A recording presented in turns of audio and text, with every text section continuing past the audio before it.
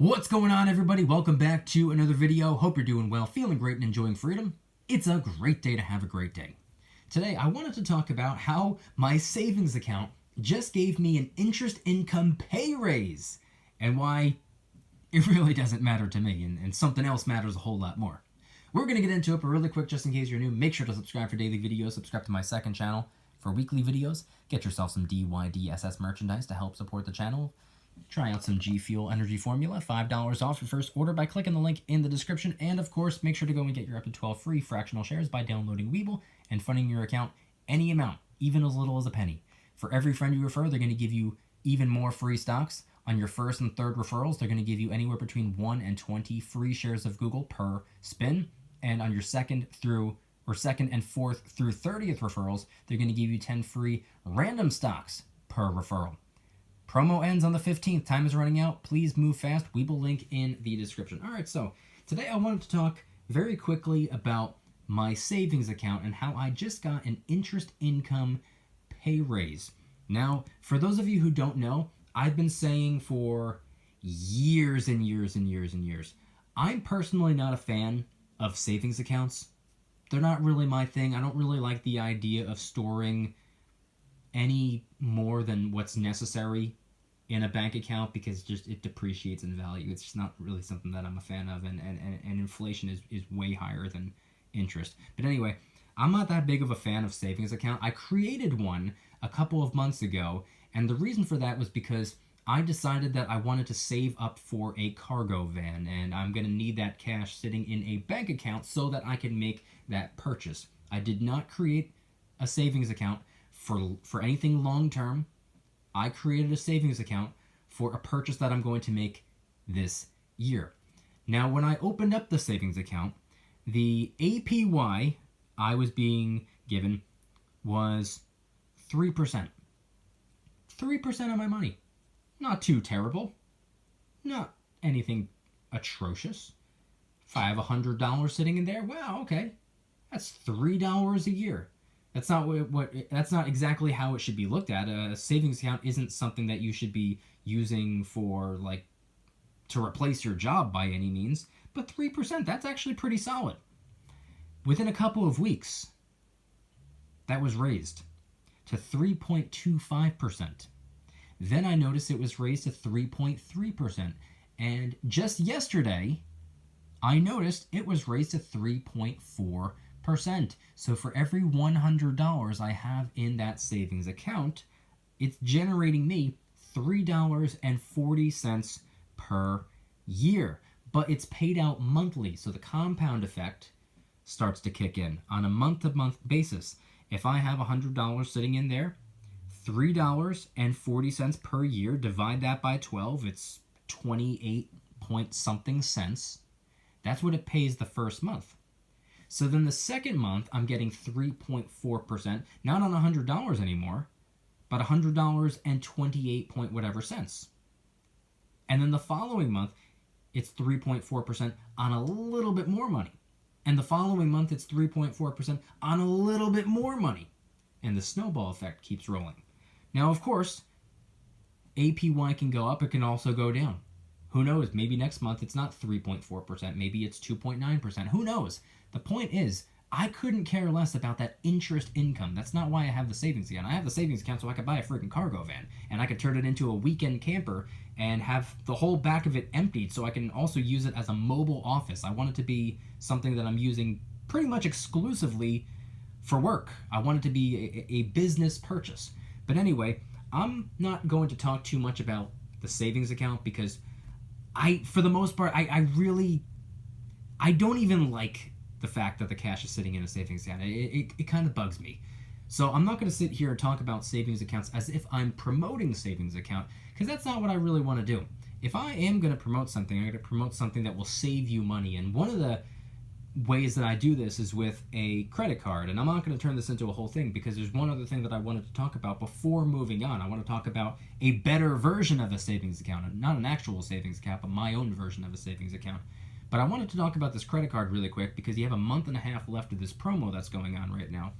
This card right here, the Discover It Cashback card, it's offering 5% on groceries. 5% discount or 5% cash back on groceries in Q1 of 2023.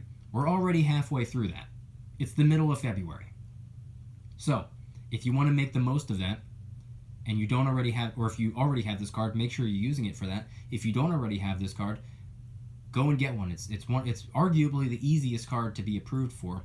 And if you apply and get approved through my referral link, which I will leave linked in the description, you and I will each get a $100 statement credit, which is pretty awesome. So make the most of that while you can. And if you're going to be a new card holder, they match all of your cash back during your first year. So all the 5% back that you're getting on groceries, it's actually 10% during your first year.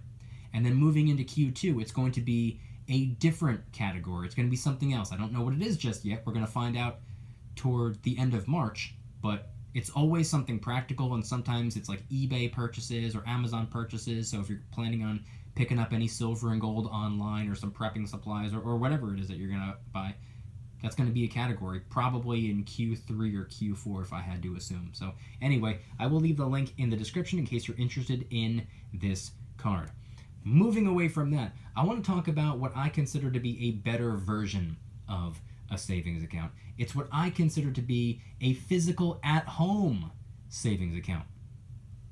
And it would be the silver and the gold.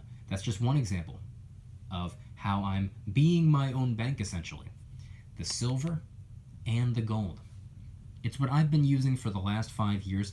Little by little, I'm not as aggressive as I was going back, I don't know, maybe about 2 years ago.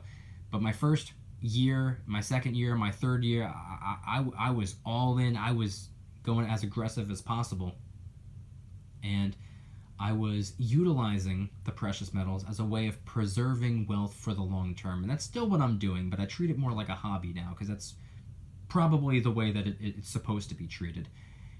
If I find something cool, sure, I'll pick it up.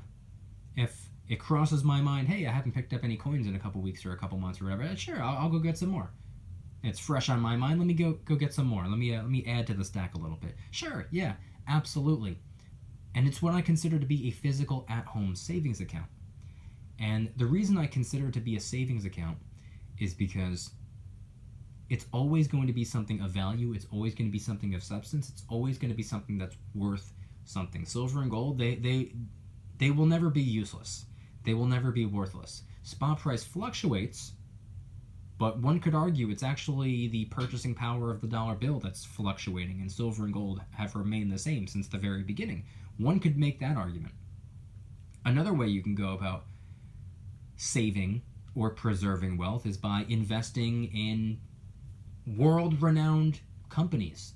You can get a small, itty-bitty speck of some of the most valuable brands on planet Earth. And one way you can do this is by just buying into index funds, or if you want to play around with individual stocks, sure, yeah, that's absolutely one way to go.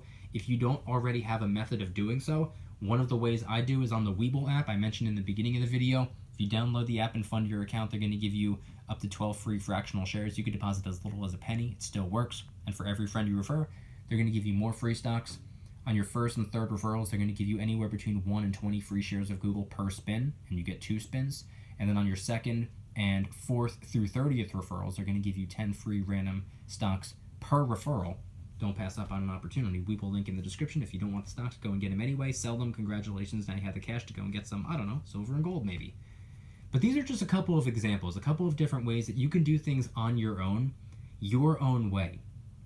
And you can allocate it however you want. You can structure it however you want. If you want to be 100% on silver and gold, you can absolutely do that. If you want to be 100% in on index funds, you can do that. If you want to be 50-50 between the two, or 90-10 between the two, or 25-75 between the two, it's 100% your call. It's 100% your way.